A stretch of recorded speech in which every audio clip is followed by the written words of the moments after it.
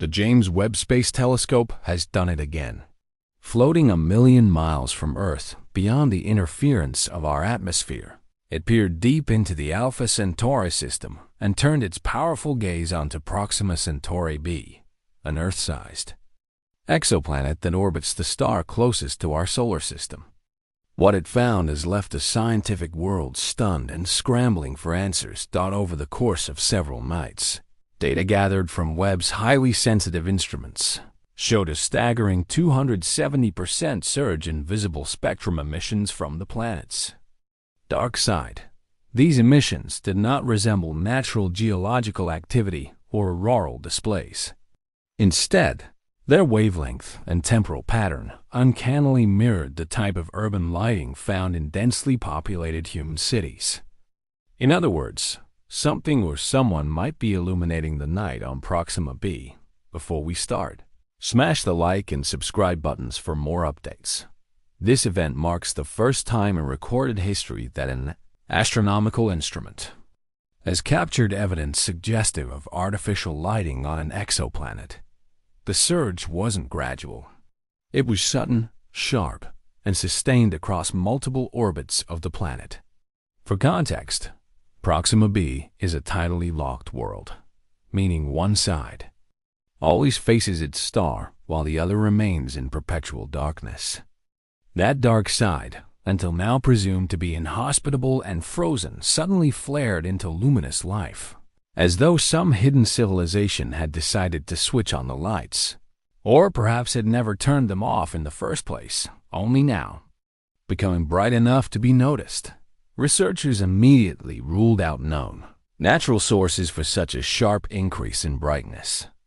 Volcanic activity could not account for the spectrum or consistency of the emissions. Proxima Centauri, a red dwarf star notorious for flares, was calm during the observation period. The only signal that made sense, however astonishing, was one akin to artificial lighting consistent with massive population centers that light up our own planet when viewed from space. The difference here is the scale. A 270% increase isn't a flicker or an isolated event. It's the planetary equivalent of an entire continent lighting up overnight. The implications of this are mind-altering. For decades, the search for extraterrestrial intelligence, SETI, has been marked by silence. We've pointed radio telescopes at the stars, listened across the void, and received no clear message in return. But this is not a message sent to us. This is a civilization going about its business, unaware or uncaring that someone is watching. The surge in light may not be communication, but it is information, and information, when interpreted correctly, can be just as revealing. One of the most electrifying aspects of this development is its implication for habitability. Until now, Proxima b was considered a maybe in terms of life potential. It orbits within the habitable zone of its parent star, meaning it could theoretically support liquid water. But the tidal locking and high stellar radiation from its flare-prone sun made scientists wary that life would have a tough time on such a world. Or so we thought. The idea that there could be infrastructure capable of generating that much light not only suggests technological advancement, but a solution to environmental challenges that we once considered deal-breakers. A civilization might have adapted to the harsh conditions, constructing habitats on the dark side away from stellar radiation and using artificial lighting to simulate daylight cycles or power agriculture. Speculation is now rampant in both scientific and philosophical circles. Are we looking at an alien version of Earth cities, with networks of illumination strung across a planet's surface? If so, how old might such a civilization be? The scale of light production implies an advanced energy infrastructure. On Earth, our light pollution is powered by everything from fossil fuels to renewable energy grids. On Proxima b, under the freezing conditions of eternal night, only a well-established technological base could generate and sustain such power, whether through nuclear energy, fusion, or some other unknown method. Whatever the source, the existence of such lighting redefines our assumptions about where and how intelligent life could evolve. Then there's the question of intent. Was this surge deliberate? Could this civilization have detected us and decided to reveal its presence in a subtle but unmistakable way? Or was it an accident, a byproduct of internal development that just happened to become visible now due to expansion, new construction, or a population boom? Either way, it represents a new chapter in our understanding of the cosmos, not just a world where life might exist, but one where civilization appears to thrive.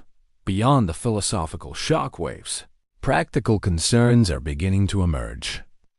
Astronomers are racing to confirm the observation through other instruments. While the James Webb Telescope's data is highly credible, confirmation through independent sources like the European Extremely Large Telescope, ELT, or the upcoming 30-meter telescope, TMT, would cement the finding.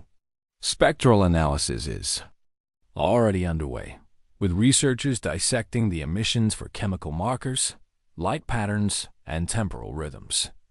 If the illumination fluctuates in regular cycles, if it dims at what would be a night for them and brightens again at a corresponding day, then that would further strengthen the case for intelligent design. There's also the tantalizing possibility that we might be able to resolve surface features on Proxima b within the coming decades. Advances in optical interferometry and space-based telescopic arrays might allow us to literally see the source of this artificial lighting. Imagine for a moment the first blurry image of a cityscape on an alien world, a skyline rising against the frozen dark side of a distant planet. That kind of visual confirmation would be transformational, not just for science, but for our species' collective imagination. Governments and space agencies are watching this development with intense interest. The idea that we might not be alone has always been part of the public consciousness, but this is different. This isn't fiction or folklore. This is data. Cold, hard, astonishing data. And with that data comes responsibility. How do we approach a civilization that might not know we exist? Should we attempt to communicate, or should we remain observers cautious, not to interfere with something we don't yet understand?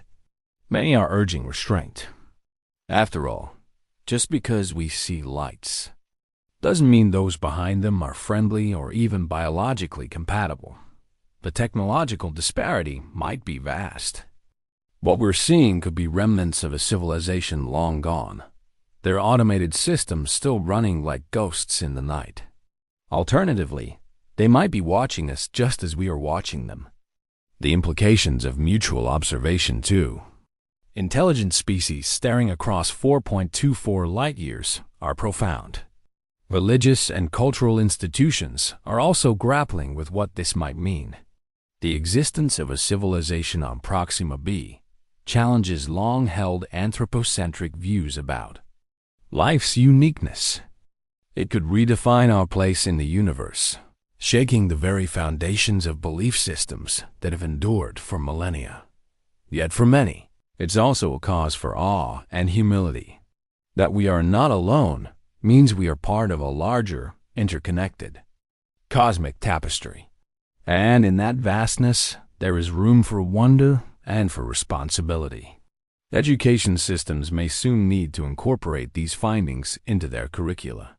Imagine children growing up in a world where alien cities are not a matter of speculation, but of scientific fact. Entire disciplines may emerge from exobiology studies to interstellar diplomacy. What began as an astronomical anomaly could blossom into a multidisciplinary revolution, reshaping how we study history, sociology, architecture, and even ethics. Meanwhile, back at home, the public response has been electric.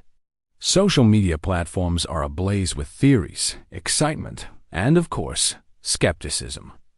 While conspiracy theories always flourish in moments like these, the availability of raw observational data is helping science communicators get ahead of misinformation. And for many, the light on Proxima b is a beacon of hope in an age often defined by terrestrial conflict and environmental crisis.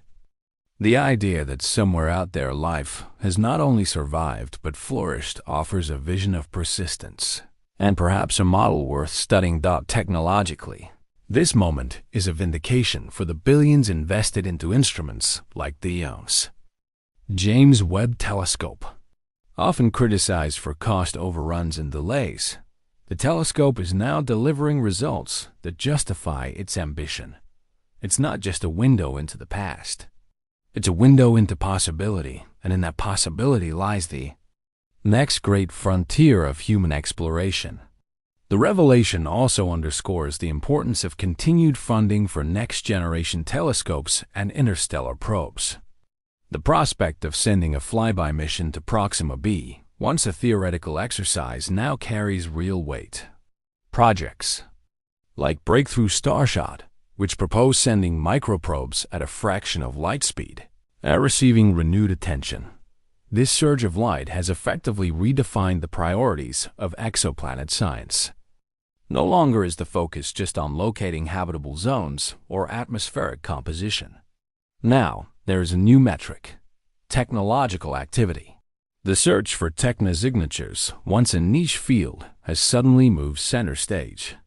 Urban illumination, power grid emissions, and industrial pollutants are no longer science fiction topics, but real phenomena we must learn to detect and interpret.